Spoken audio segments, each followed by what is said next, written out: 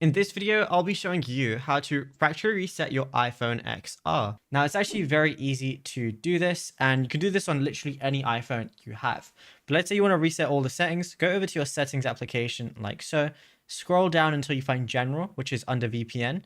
Once you go ahead and click on General, you're going to see a lot of options here, but scroll down again until you see Transfer or Reset iPhone. So just go ahead and click on that.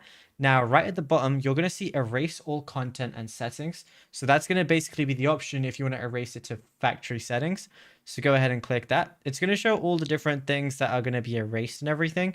So like your apps and data, Apple account, stuff like that. So just go ahead and press continue if you want to go ahead with that. Just make sure you have a backup of things, or you've saved things that you definitely want to save, because everything will be removed and your phone is going to be as good as new whenever you use the erase all content and settings option. If you don't want to erase everything but only erase some things, you can press reset and choose from this list over here as well. But yeah, it's as simple as that. Now, if you found this video helpful, drop a like and subscribe.